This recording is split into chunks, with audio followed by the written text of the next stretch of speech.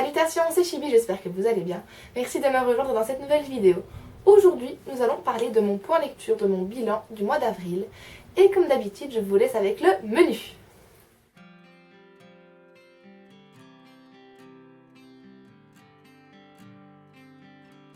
Je commence ce point lecture en vous parlant du conte du chat Salomon, du roi Salomon.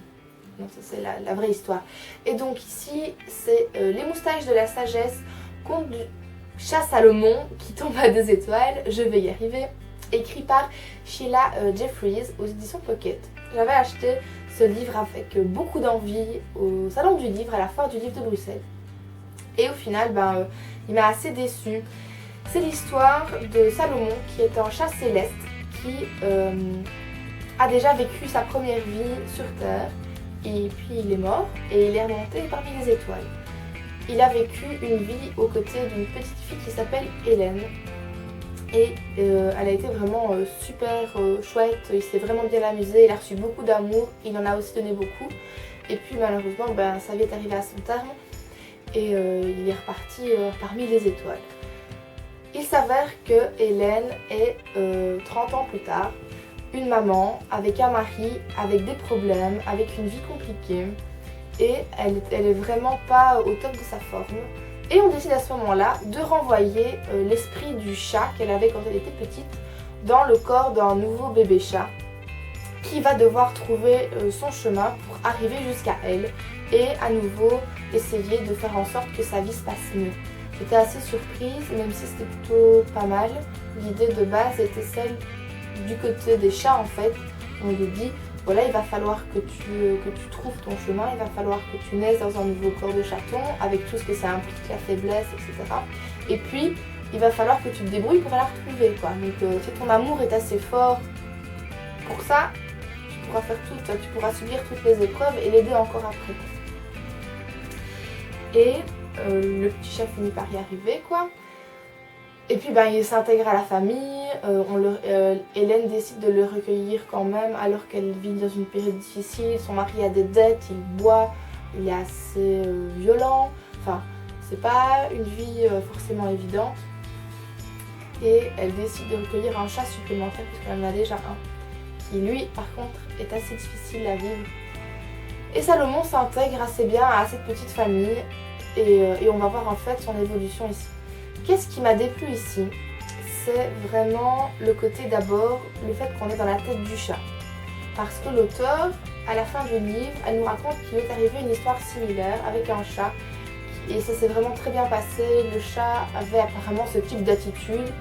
J'y crois vraiment pas en fait. J'ai pas du tout gobé toutes ces choses que Salomon fait. Alors j'avais l'impression qu'il y avait un humain dans la tête de Salomon qui savait quand il fallait laisser l'humain seul, quand il fallait venir lui faire des câlins, à quel moment il fallait lui témoigner de l'affection, à quel moment il fallait faire tchic-tchac. Et en soi, un chat, en termes d'action, c'est assez limité. Effectivement, c'est assez limité. Et ici, dès qu'il se passe quelque chose, Salomon, il ronronne, il fait des câlins et puis tout va mieux. J'ai pas du tout été convaincue par ça. Pour moi, c'est pas du tout un conte. Dans le sens où pour moi un conte c'est censé raconter une histoire qui est imaginaire et qui transporte des symboles avec un message. Ici on essaie de nous faire gober que c'est un petit peu dans la réalité parce que l'histoire est tout à fait plausible, ça arrive, c'est malheureux ce genre d'histoire mais ça arrive et on essaie de nous faire croire que grâce au chat tout va mieux quoi. Non c'est n'importe quoi, j'avoue que ce côté là je n'ai pas du tout adhéré, j'ai pas du tout été convaincue et c'était assez dommage parce qu'on aurait vraiment pu faire une histoire sympa et soit on est trop dans la réalité et pas assez dans le conte ou c'est mal tourné quoi donc j'y adhère pas du tout, j'ai pas du tout été prise par ma lecture et ça a été je pense une petite perte de temps pour moi même si effectivement la perte a été assez minime puisque l'ouvrage fait même pas 200 pages quoi, c'était 180 pages. Mais bon voilà, je me faisais une telle joie de le lire que voilà, ça me fait un peu une déception et voilà. J'ai lu aussi un livre dont je vous ai parlé la semaine dernière dans mon Saturday Book and Fever et que j'ai beaucoup aimé, y compris la fin. Il s'agit du livre de perles écrit par Timothée de Fombelle dont on entend beaucoup parler en ce moment sur les chaînes YouTube, donc depuis le mois de janvier à peu près. Par là autour. Audrey en avait parlé dans ses livres coup de cœur de l'année 2014. J'avais beaucoup aimé cette vidéo et j'avais vraiment noté celui-ci parce que elle avait vraiment insisté là-dessus. Et puis on les a vus un peu fleurir partout sur plein de chaînes Booktube. Et je l'avais acheté au salon du livre, à la foire du livre de Bruxelles. Une des principales critiques que j'avais adressées aux personnes qui avaient lu ce livre et qui le recommandaient, c'était qu'on avait très peu d'informations sur l'histoire, on ne savait pas trop dans quoi on se lançait.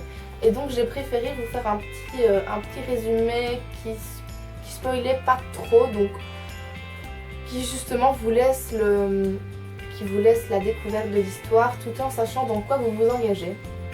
Donc Joshua Pearl vient du monde de féerie, d'où il a été banni par un génie. Il a été recueilli par des tenanciers d'une boutique de confiserie à Paris, où il va passer en fait son adolescence.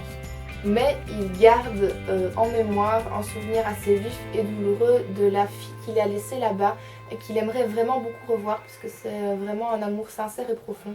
Et il va essayer de la retrouver et on va voir ce qu'il va y arriver, comment est-ce qu'il va s'y prendre, est-ce que c'est possible parce que c'est pas du tout le même monde, il sait pas comment le génie s'y est pris pour l'y envoyer et donc du coup vu que dans notre monde à nous on ne croit pas du tout à ce genre de créatures, ça n'existe pas et donc il va essayer en fait de savoir si c'est possible et éventuellement d'y parvenir.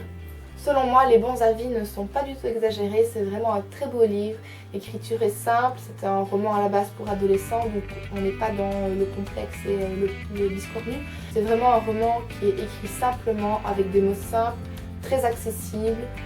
Ça se lit très rapidement et c'est très agréable, je trouve, à suivre. Donc on n'est pas dans le simpliste, on est dans le simple avec des mots qui touchent. Et c'est vraiment ça, j'ai été touchée par ce roman, j'ai été touchée par l'histoire qui nous est racontée. Et même si au départ, ça c'est un des points que je reproche à l'auteur, après je m'en suis sortie, mais au départ j'étais un peu perdue, on n'avait pas de nom, on ne savait pas dans quoi on tombait, on ne savait pas vraiment raccrocher en fait tous les maillons ensemble. Et c'est seulement au bout de quelques chapitres, parce qu'on s'accroche, qu'on arrive à se dire ah oui tiens ça c'est lui, ça c'est lui, ça c'est lui, il a fait tel truc. Ok c'est bon. Mais c'est vrai que jusqu'au tiers du livre j'étais un peu... Je ne sais pas où il est, chez qui je suis. Surtout qu'il y a un troisième personnage qui va intervenir et je me dis mais à quoi il sert? Et à la fin du livre tout est expliqué, tout prend son sens, tout est beau. Vraiment super bien. J'ai adoré cette lecture, c'est vraiment une très très belle découverte que je vous conseille. Avant d'entamer ma lecture du livre de Pearl, je m'étais essayée à la lecture de Shock of the Fall de Nathan Fielder aux éditions... C'est dur parce que c'est une édition anglaise pour le coup, c'est Burroughs Press. C'est une lecture que j'avais commencée avec Cine du blog Obsessionnelle Compulsive. Elle m'a elle-même offert ce livre et je te remercie beaucoup. Mais j'ai vraiment du mal à rentrer dedans. J'ai pas l'impression d'accrocher vraiment. Je comprends ce qui se raconte, mais je suis un peu j'ai pas hyper bien accroché en fait au personnage. J'ai vraiment du mal avec ce petit garçon. Enfin, pour l'instant, j'en suis encore au petit garçon, parce que je sais qu'il s'agit d'une personne qui vit dans un asile psychiatrique, c'est ça? Quelque chose comme ça. Et qui a en tout cas un problème de schizophrénie et qui vit en milieu fermé, quoi. Et il nous raconte son histoire depuis qu'il est gamin.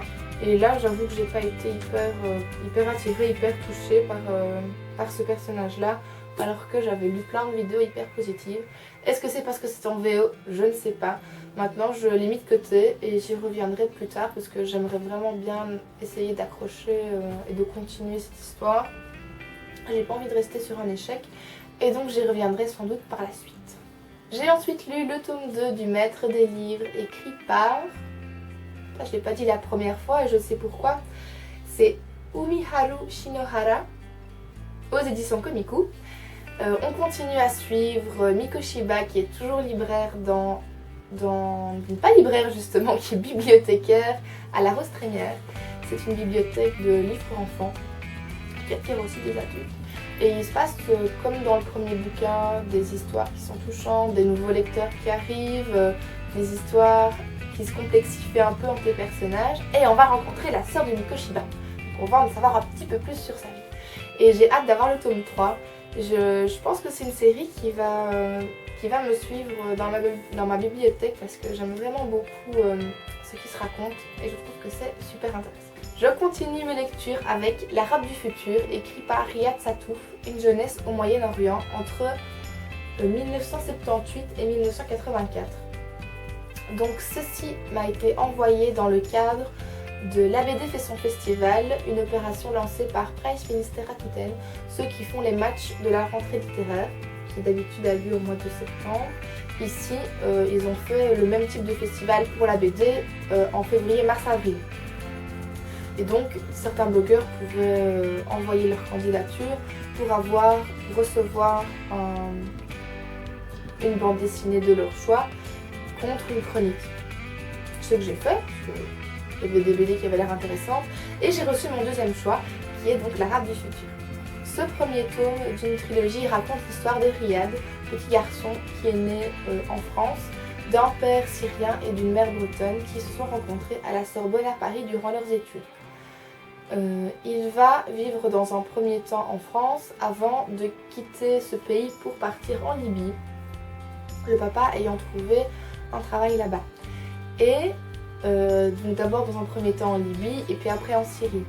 À ce moment-là, en Libye, qui dirige, c'est Kadhafi, et en Syrie, par la suite, qui va diriger, ce sera El Assad. Les deux sont des dictateurs qui ont été assez décriés en Europe, bien entendu, mais à cette époque-là, le papa pense qu'il s'agit de gens qui sont progressistes, qui vont faire changer les choses et qui vont arriver à éduquer les Arabes selon ses propres termes.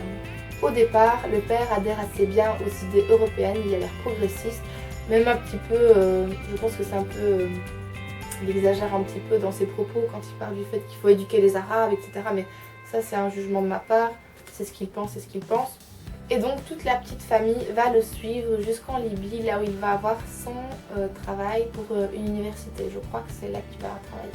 À travers ce livre, Riyad Sattouf nous raconte les incohérences et les petites dissonances qu'il y a dans cette société qui a tellement été pointée du doigt au départ donc, pour son côté progressiste. Donc quand les parents arrivent, ils pensent que c'est vraiment un progrès. Donc surtout le papa, on a décrit le pays avec Kadhafi, qui tient en très grande estime de lui-même pour un pays vraiment très moderne, où il fait bon vivre, etc. Où les gens ne sont pas pauvres, enfin bref. Et donc il arrive à l'aéroport, on vient l'accueillir par exemple, ça c'est une des choses qui m'a bien marquée parce que c'est la première chose que j'ai lue. Et on l'accueille et on l'emmène dans sa maison. On a une maison à sa disposition, avec un cadenas et une chaîne. On les installe, etc. Et puis la personne qui les a accueillis s'en va. Et le papa dit « Attends mon frère, tu m'as même pas donné les clés, enfin, comment est-ce que je fais pour fermer la porte ?»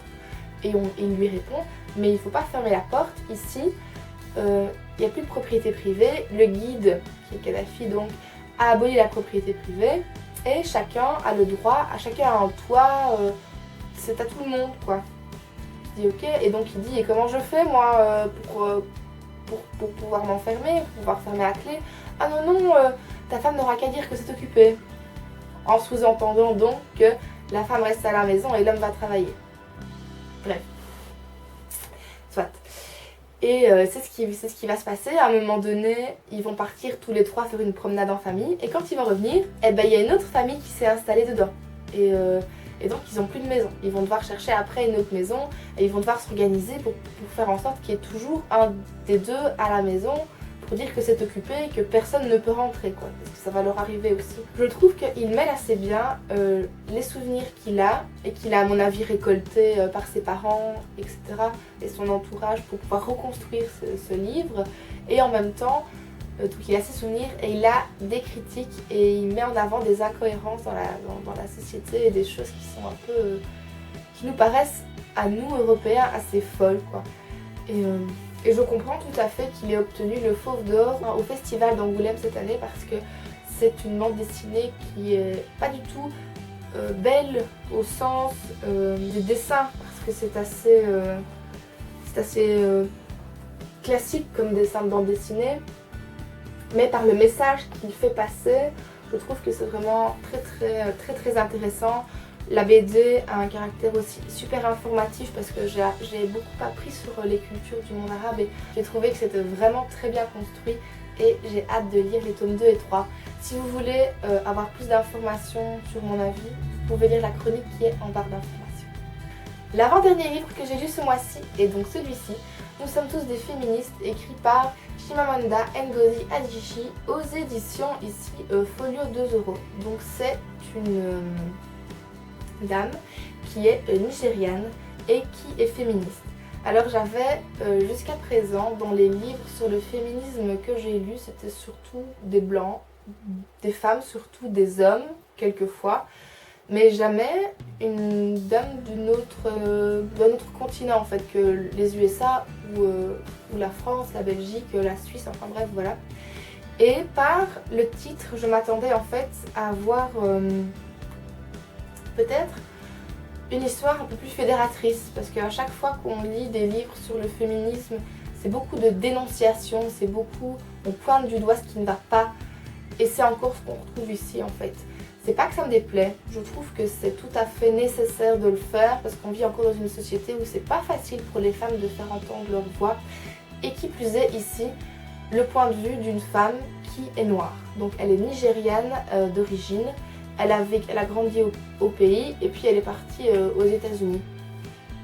Et je trouve que c'est vraiment super intéressant parce que dans le monde, moi je trouve que c'est vraiment difficile déjà de se faire entendre quand on est femme, mais en plus quand on est une femme noire, c'est encore pire quoi. J'ai bien vu à quel point quand j'étais partie au Bénin, donc dans ce qu'elle présente comme expérience, il y a des choses dans lesquelles je me suis dit mais oui c'est vrai quoi. J'ai observé ce genre de faits, j'ai observé qu'elles sont dénigrées, qu'on n'y prête pas tellement attention. Et le gros problème c'est que quand on est en tant que féministe et qu'on vit dans des pays d'Afrique noire, enfin, en tout cas de l'exemple que moi j'en ai, de ce que j'ai vécu, c'est encore plus difficile pour elle de trouver un mari parce que la société est très conservatrice. Et pour peu qu'on ait des idées qui soient ouvertes, un petit peu différentes, qui sortent de la norme, de là-bas en fait, c'est assez mal vu. La famille est fort derrière, elle surveille beaucoup les filles. L'émancipation est vraiment pas proche quoi.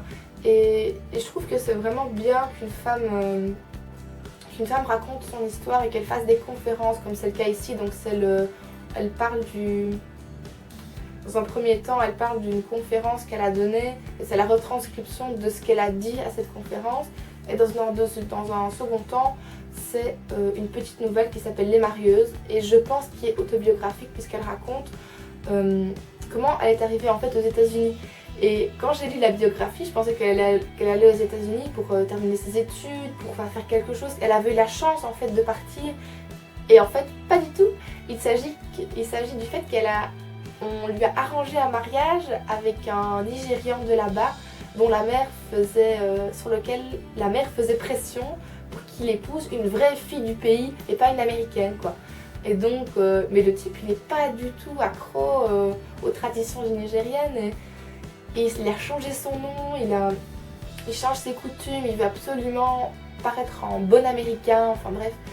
Et donc du coup elle arrive là-dedans et elle doit s'habiller comme les femmes américaines, elle doit, je sais pas comment dire moi, mais elle doit cuisiner à l'américaine, parce que quand elle fait des plats typiques, il a peur qu'on les catégorise de gens qui viennent d'Afrique, enfin, toutes des choses ainsi.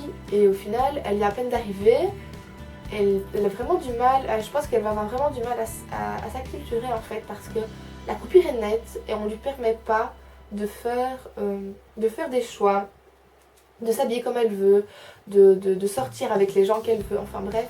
Et donc le mari est un peu borderline je trouve. Et ça a dû vraiment être, je trouve, très difficile pour elle, en plus d'être arrachée de son pays, dans lequel elle n'était pas hyper bien considérée, mais c'était déjà ça, à arriver en Amérique où elle a déjà son mari et elle doit lui obéir parce que ça fait office de la loi nigérienne. Et à côté de ça, elle va agir comme si c'était une femme libre et américaine. C'est un peu paradoxal. Tout ça pour dire que ce livre coûte 2 €, il fait même pas 200 pages, il est intéressant. Si vous connaissez déjà des livres sur le féminisme et que vous n'avez pas encore abordé la question de la femme noire, c'est quelque chose, je pense, qui pourrait toujours vous servir et qui est intéressant à lire. Voilà. Et enfin, j'ai terminé mes lectures du mois avec 2 livres sur la cosmétique. Le premier est Ma beauté bio, le second est le guide visuel de la slow cosmétique. Alors celui-ci, je trouve qu'il est vraiment utile dans la mesure où vous êtes déjà sensibilisé par la cosmétique bio, par les remèdes au naturel, une alimentation plus saine, enfin voilà. Dans la mesure où vous êtes déjà dans le mouvement, je trouve que c'est vraiment intéressant. Ça propose des conseils pour les différents types de peau, pour les cheveux, pour le corps, pour l'alimentation aussi, le rythme de vie aussi, et des cures de détox. Donc si vous êtes déjà dans ce type de démarche, je trouve qu'il est vraiment très bien fait. Par contre, si vous êtes plutôt avec des gros points d'interrogation autour de c'est quoi la cosmétique bio, je sais que les cosmétiques conventionnels c'est dangereux, il y a des trucs, il y a des ingrédients pas propres dedans, ils sont décriés, mais c'est quoi, c'est dangereux pour ma peau, pour l'environnement, pour ma santé, je ne sais pas. Je vous conseille plutôt alors de commencer par ce livre-ci, dont je vais faire une vidéo spéciale en fait, qui lui sera entièrement consacrée. Mais en quelques mots, je trouve que c'est vraiment un très bon guide pour commencer. Il parle d'abord des cosmétiques. Pourquoi est-ce que les cosmétiques conventionnels sont dangereux et qu'est-ce qu'on leur reproche en fait? Pourquoi est-ce qu'il y a tout un ramdam autour de cosmétiques bio? Est-ce que le bio c'est du pipeau? Est-ce que c'est pas juste du marketing? Qu'est-ce qui se cache derrière les labels, etc. Et puis il y a des recettes, des fiches, etc. dont je vous parlerai un peu plus en détail dans une vidéo qui lui sera entièrement consacrée. Et voilà, c'était tout pour ce très long bilan du mois d'avril. J'ai l'impression qu'il va durer très longtemps, ou alors je vais devoir couper beaucoup au montage parce que j'ai pas envie encore d'avoir une vidéo qui fait 40 minutes. Donc si c'est le cas, je suis désolée, j'espère quand même que ça vous aura plu. N'hésitez pas à liker la vidéo, à me mettre en commentaire les livres que vous avez lus et que vous me conseillez du coup, ou que vous me déconseillez de lire par la suite dans mes lectures. D'ici la prochaine vidéo, je vous fais plein de gros bisous et portez-vous bien. Salut! C'est une couverture magnifique, je trouve, personnellement, qui a été écrite par Megan Lindholm et Stephen Drost. Yes, c'est ça, Stephen Drost.